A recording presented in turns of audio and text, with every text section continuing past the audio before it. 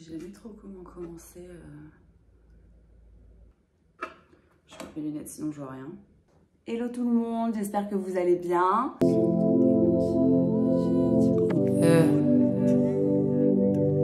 Aujourd'hui, j'ai décidé de filmer une petite vidéo sur l'entrepreneuriat au sens large. C'est des contenus que moi, j'aurais trop aimé trouver quand je me suis lancée. Donc, je me suis dit que j'allais filmer ça parce que ça pourrait être intéressant pour tous ceux qui souhaitent se lancer ou alors ceux qui se sont déjà lancés. En vrai, je continue à consommer des contenus sur l'entrepreneuriat alors que ça fait bientôt 2 ans que je suis en auto-entrepreneur. Je vais faire un gros disclaimer avant de commencer à raconter ma life et à dire quoi que ce soit. Dans cette vidéo, je vais parler exclusivement de l'entrepreneuriat comme je le connais moi. Donc en vrai, je vais parler de moi. Il y a plein de domaines d'activité dans l'auto-entrepreneuriat. Je les connais pas tous, donc je vais pas me permettre de parler en leur nom. Donc je vais clairement vous parler de ce que je connais moi, de mes expériences, de mes erreurs et des conseils que je vous donnerai si jamais on était poteau, quoi. Je vais commencer par me présenter. Pour ceux et celles qui ne me connaissent pas, je m'appelle Davy Dana Merveille, j'ai 27 ans et ça fait maintenant 2 ans que je suis en auto-entrepreneur. J'ai plusieurs activités en tant qu'auto-entrepreneur. Je suis graphiste et directrice artistique et à côté de ça, j'ai ma marque de bijoux upcyclés que j'ai lancée il y a pas très longtemps. Donc j'ai une vision quand même, j'estime, plus ou moins complète de l'auto-entrepreneuriat, du moins dans mon domaine d'activité. Comment je me suis lancée dans l'entrepreneuriat? Donc moi j'ai fait des études en communication et pendant ma 3e année, j'ai fait un stage dans un incubateur où je travaillais pour une agence de voyage en tant que community manager.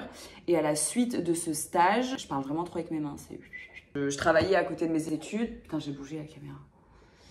Bref, la caméra, je fais trop la meuf. Quand j'ai fini mon stage, je m'entendais hyper bien avec mon patron. Il m'a proposé de continuer à travailler avec lui en free à côté de mes études. Donc c'est là où j'ai créé mon premier statut freelance. Donc à côté de mes études, je faisais du service en restauration et je travaillais aussi en tant que free pour mon ancien stage du coup. Donc c'est la première fois où j'ai mis les pieds dans l'entrepreneuriat et en fait ça m'a trop plu de gagner de l'argent en travaillant mes compétences en community manager parce que du coup j'étais en études de communication donc ça avait une vraie valeur ajoutée pour moi d'être free à côté parce que ça me permettait de mettre en application ce que j'apprenais à l'école directement sur le terrain. Donc voilà, je me suis lancée en 3e année, j'ai fait ça pendant 1 an. Ensuite pour ma 4e et ma 5e année, j'ai arrêté le free parce que j'ai déménagé à Paris. Avant j'habitais à Lyon.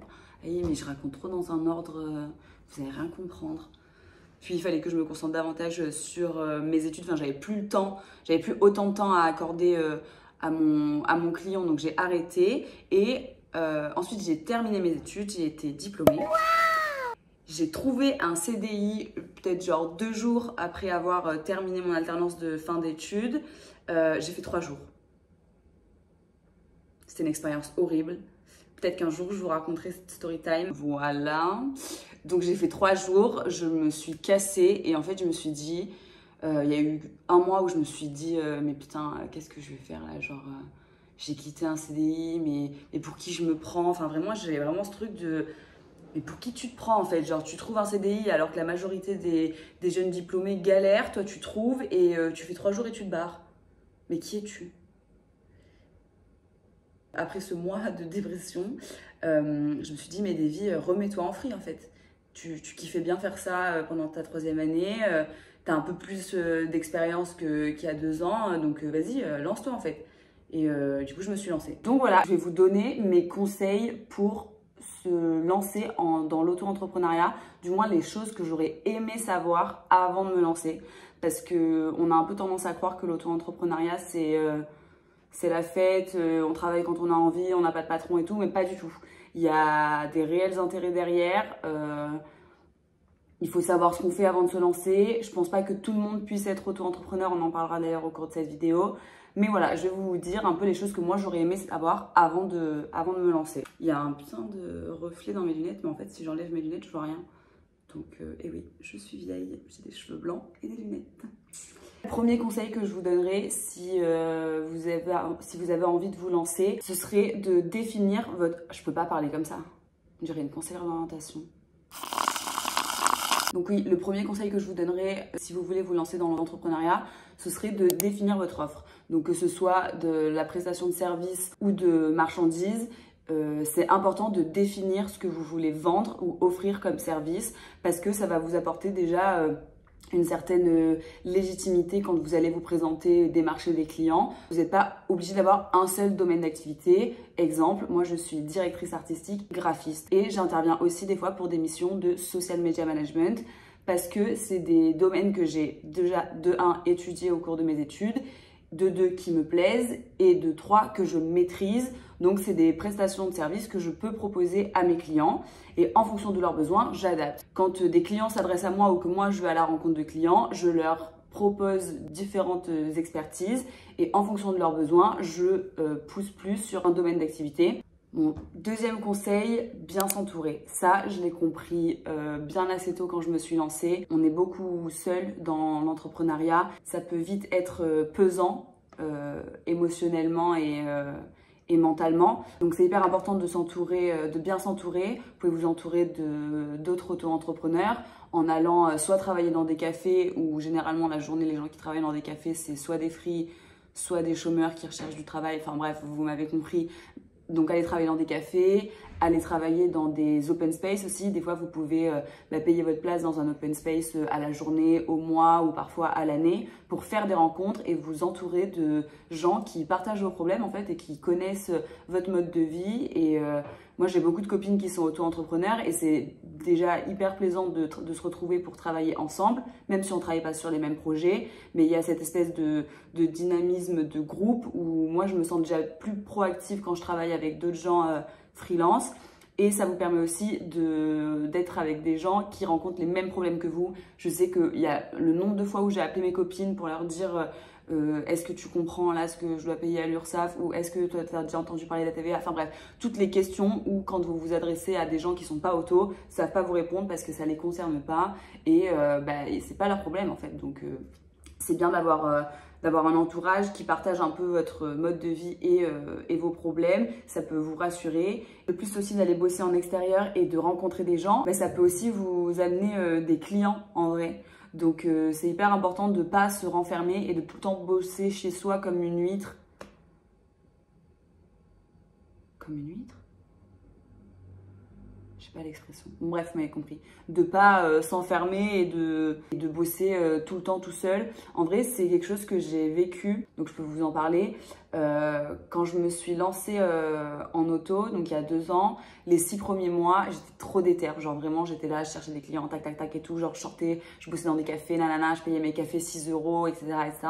Ensuite, j'ai un peu une période de gros down où on va en parler aussi dans cette vidéo, mais il y avait des mois où j'avais énormément de clients et plein de trucs à faire et des mois où j'avais rien. Et en fait, les mois où j'avais rien, je perdais totalement confiance en moi, en mon expertise, en ma légitimité d'auto-entrepreneur. Et il suffit qu'il y ait quelqu'un qui ait traversé ça dans sa vie, qui te dise non mais t'inquiète, ça va repartir, enfin qui te booste quoi. Je sais que moi, cette période où j'étais un peu en down, en fait, je commençais un peu à me faire une phobie sociale où je savais plus trop comment interagir avec les gens quand je sortais quoi, clairement, genre... j'étais bien que quand j'étais chez moi. Et ça, c'est rentré dans un cercle vicieux et c'est vraiment pas sain. Donc, deuxième conseil, hyper important, bien s'entourer. Troisième point que j'aurais aimé savoir avant de me lancer, c'est la question de la légitimité. C'est un sujet sur lequel je travaille encore. Je pense que c'est un sujet qui est propre à tous les auto-entrepreneurs. Ça touche même le salariat. Je pense que c'est un gros sujet propre à notre génération aussi en vrai. Parce qu'on a tellement accès à une quantité d'informations, on peut plus facilement se comparer. En vrai, le conseil que je vous donnerais, il faut arrêter de se comparer. Enfin, je vais mesurer mon propos parce que c'est bien de se comparer pour s'améliorer, mais c'est pas bien de se comparer pour se dénigrer. Je sais pas si vous voyez la nuance. En vrai, je vous donne ce conseil, mais je travaille encore dessus. Je suis trop bonne pour donner des conseils que je suis pas, mais vraiment, crois en toi. Fake it until you make it, quoi. Tu vois ce que je veux dire. Ensuite, autre conseil, être présent en ligne. Alors ça, vous allez me dire, non mais Davy, c'est une blague, ces conseils quand même, genre vraiment tu te fous de notre gueule. Mais en vrai, c'est hyper important et il faut être présent sur différents canaux. C'est pas juste se faire un Instagram stylé en mode voilà quoi. Hyper clair ce que je dis. Mais déjà, ne pas sous-estimer LinkedIn.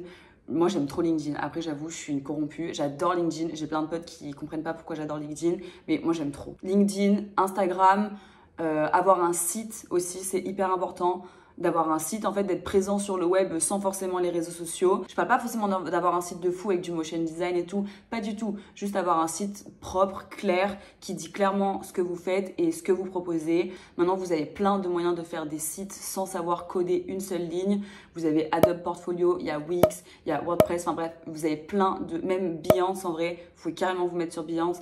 Et aussi les plateformes de freelance. Parce que ça, c'est du travail mâché. Genre vraiment, vous n'avez rien d'autre à faire que de créer votre profil, de rentrer votre travail, de mettre vos expériences. En fait, c'est votre vitrine et après, c'est des clients qui viennent vous démarcher. Donc, c'est pas forcément les clients les plus sexy, mais quand on se lance, eh ben, ça fait un premier client, un premier contact, puis un deuxième, puis un troisième. Enfin, vous voyez, ça permet d'alimenter votre book et d'enrichir votre carnet d'adresses. Donc, en vrai, c'est hyper important. Point qui est un peu en lien avec le point d'avant, c'est qu'il faut apprendre à se vendre en ligne, mais aussi en vrai. Il y a plein de gens qui n'osent pas publier des posts sur LinkedIn. Il y a plein de gens qui n'osent pas mettre leur tête sur Instagram. Il y a plein de gens qui n'osent pas se montrer, en fait, qui n'osent pas prendre la parole sur les réseaux sociaux. Mais en vrai, c'est hyper important. Ça a été mon cas pendant longtemps. De rire, je dis ça alors que je suis en train de filmer une vidéo YouTube avec ma grosse tête. Bref, mais oui, ça a été ça pendant longtemps. J'avais du mal à me dire, vas-y, je vais faire un post sur LinkedIn en mon nom et tout, tac, tac, tac et tout. Mais en vrai, ça m'a ramené trop des clients de faire ça. Je me suis dit, mais en fait, Davy, qui va te juger? Qui va te juger de dire hello, je suis free, je slay, venez me voir si vous avez besoin de moi? Qui va te juger à part toi-même? Personne ne va te juger. Donc ça, il faut se l'enlever de la tête, que personne ne te juge à part toi-même. Donc apprenez à vous vendre en ligne, c'est hyper important. Et aussi en vrai, parce qu'on n'en parle pas beaucoup, mais le réseautage, c'est hyper important. Pas avoir peur de dire, ben, moi, je sais faire ça. Si tu as besoin de ça, moi, je peux te faire ça. Vous voyez ce que je veux dire ou pas? Voilà, ne pas avoir peur de mettre en avant son expertise et de se sentir légitime de se vendre en vrai. Un autre conseil que j'aurais aimé savoir aussi avant de me lancer, c'est de rester soi-même et de pas faire croire que tu es un requin si en vrai tu es un petit agneau. Parce que souvent, les gens te rappellent pour ta personnalité et pour le feeling qu'il y a eu entre vous. Te rappelle aussi parce que tu as fait du bon travail, hein, c'est sûr. Mais le lien humain, c'est hyper important d'être en accord avec ses valeurs et de pas vendre une personne qu'on n'est pas en fait parce que déjà ça se sent. Mais une fois j'ai travaillé sur un appel d'offres avec une cliente. On était 2 free et 3 agences en compétition. Donc déjà j'étais en pression, je vous raconte pas. Mais bref, je me suis trop bien entendue avec la cliente, vraiment. J'ai pas gagné l'appel d'offres, mais je me suis tellement bien entendue avec la cliente que elle m'a rappelé pour d'autres missions après. Donc en fait, vous voyez, je suis restée moi-même, j'ai été fidèle à moi-même, j'ai créé un lien avec cette personne alors que j'ai pas gagné l'appel d'offres, mais ça m'a permis de créer un contact quoi, supplémentaire. Donc restez vous-même, faites pas croire, faites pas passer pour des gens que vous n'êtes pas. On le sait, on le voit, on le sent en fait. Ensuite, prochain conseil. Prochain conseil, accepter de bosser pour peu. Alors ça, je vais cache pistache mesurer mes propos. Je ne parle pas des grosses entreprises qui vous grattent sur votre devis. Ça non, ça c'est ciao. Ça c'est ciao. Là, je parle plus de petits projets qui vous font vraiment kiffer ou même de potes qui lancent leurs projets, qui vous font kiffer. Vous avez envie de contribuer au lancement, vous avez envie d'apporter votre patte, vous avez envie d'apporter votre aide. Je parle plus de ce genre de projet-là. En fait, dès que ça vous fait kiffer, même si c'est pas rémunéré, franchement, allez-y. Ça vous permet d'étendre votre expertise et ça vous permet de travailler sur un truc qui vous fait kiffer. Et en vrai, ça, c'est un truc qu'on perd facilement dans l'auto-entrepreneuriat.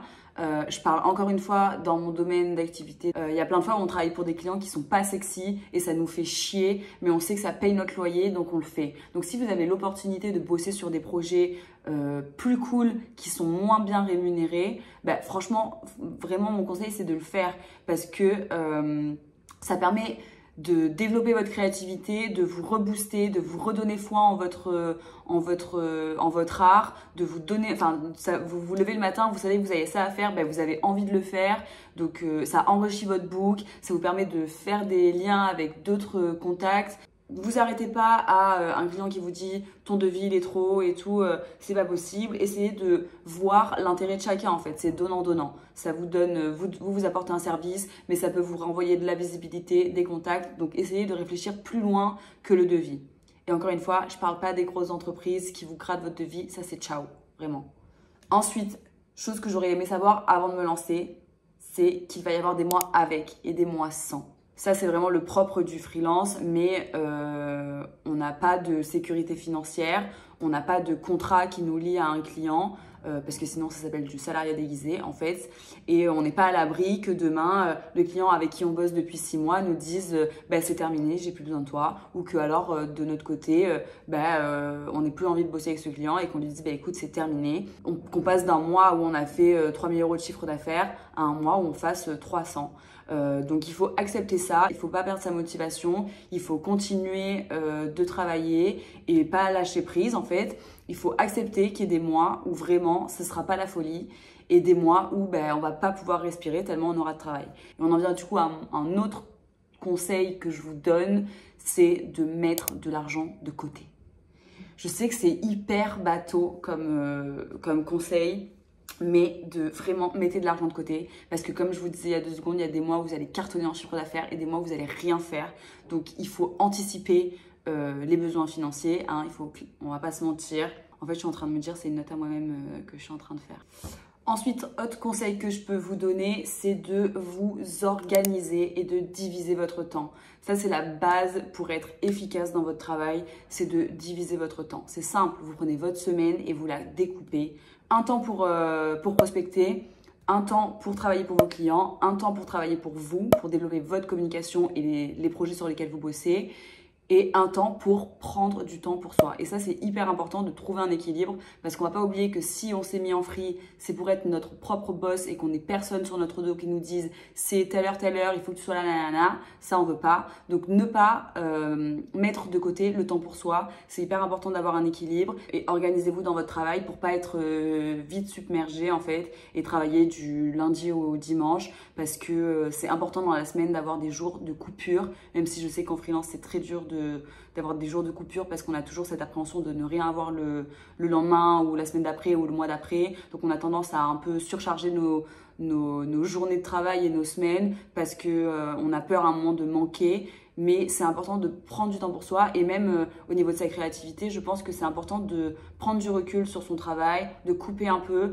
pour ensuite se remettre dessus et d'être 2 fois plus efficace que si on n'a pas sorti la tête du guidon et qu'on est resté 8 jours sur le même projet. Vraiment, prenez un peu de recul et prenez du temps pour vous.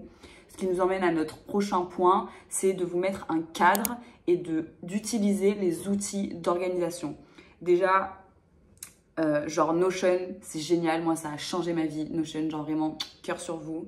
Il y a Trello aussi qui est hyper bien pour s'organiser dans son travail, mais tout ce qui est Google Calendar, tout ça, ou même sur papier si vous préférez être sur papier, mais de vous organiser sur Notion, vous avez des parties gestion de projet où vous pouvez rentrer vos projets avec vos différentes tâches et ensuite vous voyez l'avancée de votre projet, vous pouvez les classer par ordre d'importance. Donc voilà, quand vous débutez votre semaine, vous ouvrez votre Notion, vous savez que vous avez ça en prio, que ça c'est moins important, que ça peut être fait la semaine prochaine. Donc vraiment vous organisez et utilisez les outils d'organisation parce que vraiment ça change la vie. Je le faisais pas du tout au début, j'ai vite compris que j'allais avoir besoin de m'organiser. Et puis surtout quand vous avez plusieurs clients en même temps, de ne pas oublier une mission ou de ne pas mettre de côté un client. Enfin, c'est vraiment important de gérer tout le monde à la même enseigne. Donc, utilisez les outils de planification. Autre chose que j'aurais aimé savoir avant de me lancer, et petit conseil pour même les gens qui sont en free, c'est ne pas surestimer son temps de travail. Alors ça, c'est hyper important parce que ça peut vite vous mettre dans la merde et renvoyer une mauvaise image de vous. Je m'explique. En fait, si je lis un peu là, c'est parce que je me suis fait des notes. Exemple, si on te demande une charte graphique et qu'il te faut à peu près 1 semaine pour la réaliser, ne donne pas 1 semaine comme deadline parce que déjà le client peut trouver ça trop rapide et ça peut renvoyer une image peu quali de ton travail alors que toi tu sais que ça va être quali. Mais ne dis pas une semaine, ça dit toujours un peu plus en fait. Comme ça te laisse un peu le temps déjà de prendre du recul sur ce que tu as fait et ça sous-entend à ton client que tu as plusieurs choses sur ta to-do et que tu es hyper demandé quoi. Ça c'est petits tips que je vous donne. Et surtout ça te permet d'avoir un peu de battement s'il y a des missions qui viennent s'intercaler au milieu. Ça, le nombre de fois où ça m'est arrivé, où on m'a demandé un truc, j'ai dit je t'envoie ça dans 3 jours, entre temps j'ai reçu d'autres trucs à faire et je me suis dit en fait là, ça c'est plus important que ça. Bref, ne surestime pas tes deadlines. Ensuite, autre chose que j'aurais aimé savoir avant de me lancer en free, c'est d'être carré dans votre administratif. Ça, vraiment, je suis désolée pour tous les phobiques de l'administratif là, mais écoutez-moi bien, si vous n'êtes pas carré dans votre admin, en fait, vous allez payer et vous allez même payer peut-être longtemps après. Moi, ça m'est arrivé il y a peut-être 6 mois, on m'a rappelé pour une déclaration que j'avais pas faite en 2018. Je me suis fait une petite descente d'organes quand j'ai vu que l'URSSAF m'appelait pour ça. Ensuite, je me suis rassurée parce que j'ai vu que c'était une déclaration à 0, donc je me suis dit ça va. Mais en fait, l'administration n'oublie pas. C'est ça que je veux vous dire surtout, c'est que l'administration n'oublie pas et qu'ils ne vous feront pas de cadeaux. Donc soyez carré vraiment dans votre admin, prenez le temps, n'ayez pas peur de poser des questions. Moi je préfère appeler 15 fois l'URSSAF, passer pour une teuteux et poser 15 fois la question parce que j'ai pas compris et prendre le temps de comprendre plutôt que de faire de la merde et qu'on me rappelle 4 ans après pour un truc que j'ai oublié de payer ou que j'ai oublié de déclarer et que ça me mette dans la merde. Enfin bref, soyez carré dans votre administratif, genre vraiment. Ce qui nous amène à notre autre point, c'est de vous ouvrir un compte pro, un compte bancaire pro.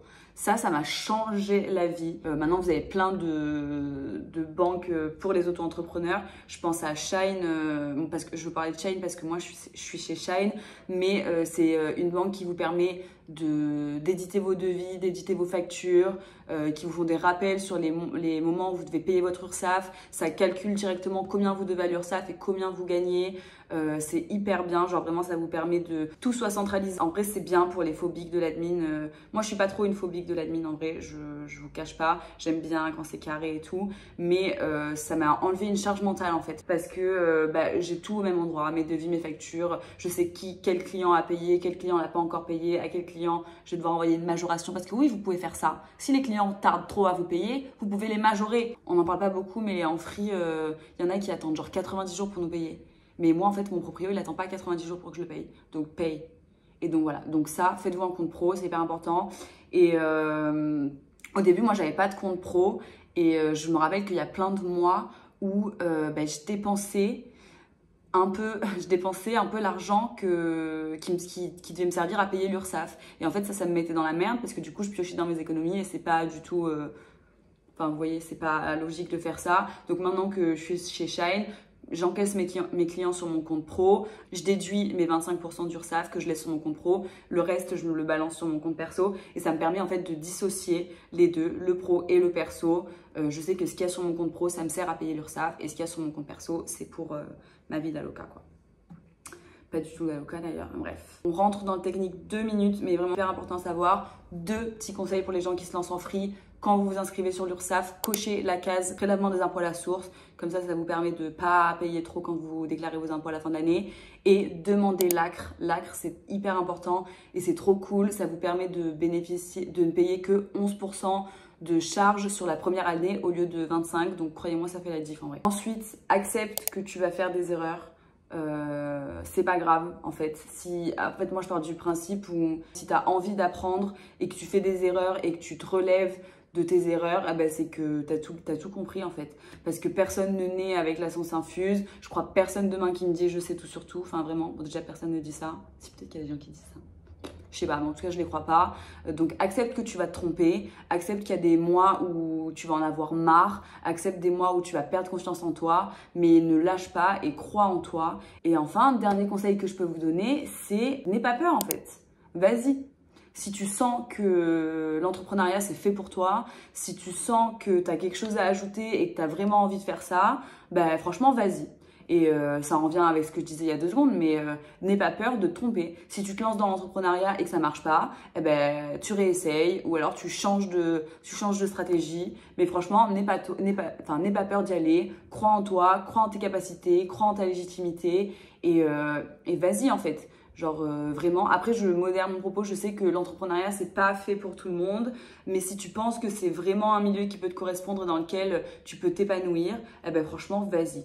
Genre vraiment, n'aie pas peur et lance-toi et tu verras qu'il y a une grosse communauté de free où on est tous dans la même merde et quand on rencontre tous les mêmes problèmes et que c'est pas grave en fait et que on est là pour apporter quelque chose et en vrai, voilà quoi. Lance-toi. Voilà, je sais pas trop comment finir cette vidéo. Je vous ai parlé encore une fois de mon expérience, de comment moi je vis l'auto-entrepreneuriat et comment je l'ai vécu. Je le répète, mais je connais pas tout sur tout. Je suis encore en phase d'apprentissage. Enfin, ça fait 2 ans que je me suis lancée. Ça fait pas non plus 30 ans que je suis entrepreneur. Mais voilà, c'est en tout cas les choses que moi j'aurais aimé savoir avant de me lancer. C'est des petits conseils que je vous donne.